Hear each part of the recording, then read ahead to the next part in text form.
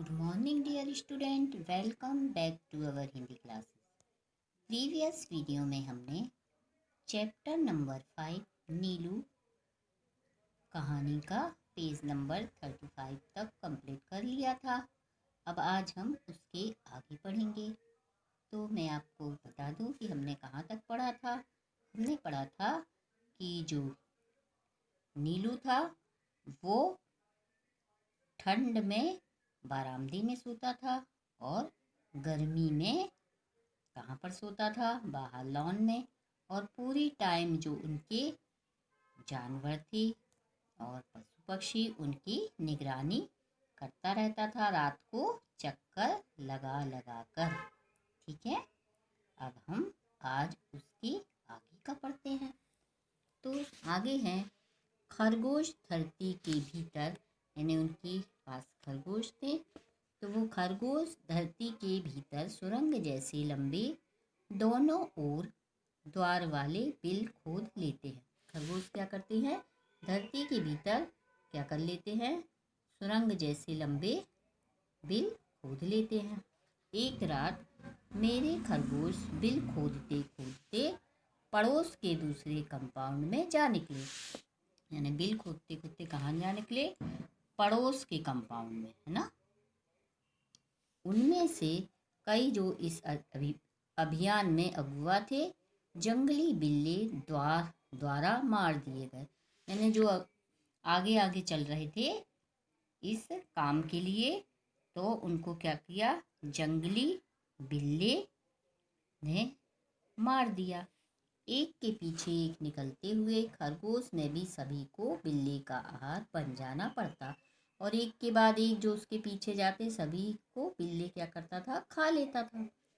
किंतु उनके सौभाग्य से नीलू ने संभवतः पत्तियों की सरसराहट से सजग होकर चार दीवारी के पार देखा होगा। यानी उसने, नीलू ने कहाँ देखा होगा, बाहर जो चार दीवारी बाउंड्री वॉल थी, दीवार के बाहर देखा।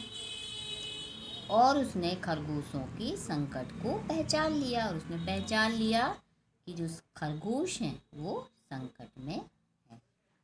उसके कूद कर दूसरी ओर पहुंचते ही बिल्ला तो भाग गया।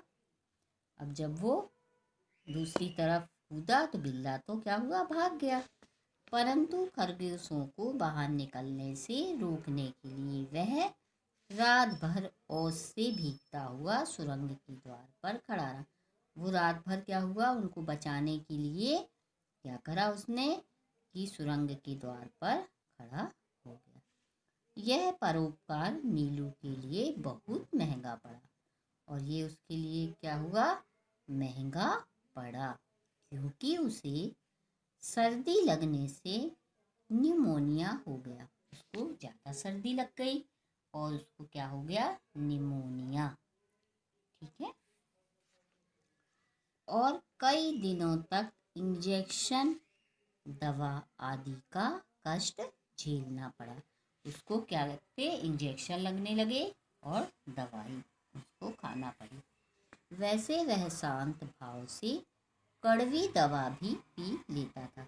वैसे वो चुपचाप क्या करता, कड़वी दवा भी पी लेता और सुई भी लगवा लेता था, और इंजेक्शन भी क्या करता था, लगवा लेता था। अब एक बार मोटर दुर्घटना में घायल हो मुझे मार्ग से ही अस्पताल जाना पड़ा। यानी एक बार लेखिका थी, वो मोटर दुर्घटना में घायल हो गई और उनको रास्ते से ही कहाँ जाना पड़ा, अस्पताल। तब संध्या तक मेरी प्रतीक्षा करके और कपड़े, चादर, कंबल आदि सामान अस्पताल ले जाने वालों की हड़बड़ी देखकर उसे ना जाने कैसे सब पता चल गया। यानी वो शाम तक मेरी प्रतीक्षा करा जब मैं नहीं दिखी, और लोग क्या है, चादर कंबल घर के लोग अस्पताल ले जा रहे थे जल्दी जल्दी, तो उसको पता चल गया। सब उसको उदास देखकर हैरान थे, और वो क्या हो गया, उदास हो गया लेखिका, क्योंकि दिखी नहीं उनको, तो वो क्या हो गया, उदास। जब 3 दिन तक उसने ना कुछ खाया ना पिया। 3 दिन तक उसने क्या किया, ना खाना खाया और ना पानी पिया। तब डॉक्टर से अनुमति लेकर उसे अस्पताल लाया गया। उसको क्या किया गया, फिर डॉक्टरों से बात की गई और उसको कहाँ पर लाया गया, अस्पताल में। अच्छी तरह चारों ओर घूमकर देखने के बाद वह मेरे सामने ही जमीन पर बैठ गया। यानी पहले उसने निरीक्षण किया वो पलंग के वहाँ, फिर क्या किया, वो मेरे सामने ही कहाँ बैठ गया, जमीन पर। तब से हर दूसरे दिन अस्पताल न ले जाने पर वह अनशन आरंभ कर देता।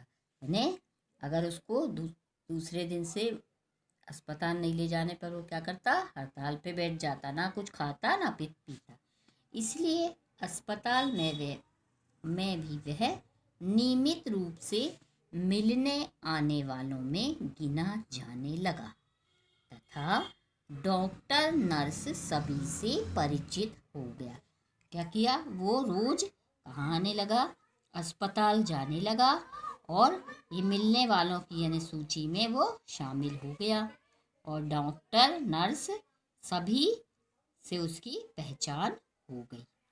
नीलू को 14 वर्षों का जीवन मिला। वो कितने साल तक जीवित रहा, 14 साल तक, है ना। और जन्म से मृत्यु के क्षण तक वह मेरे पास ही रहा। मतलब जब जन्म हुआ उसका तब से और जब मरा तब तक वो लेखिका के पास ही रहा। मेरे पास अनेक जीव जंतु हैं, परंतु जिसके बुरा मान जाने की मुझे चिंता हो ऐसा अब कोई नहीं है। यानी वो बोलती हैं कि बहुत जीव जंतु है, पर जो किसी बात पर बुरा मान जाए इसकी मुझे चिंता रहे ऐसा अब कोई नहीं है। ठीक है बच्चों, तो आप इसको रीडिंग करना और नेक्स्ट वीडियो में हम आपसे फिर मिलेंगे। तब तक के लिए टेक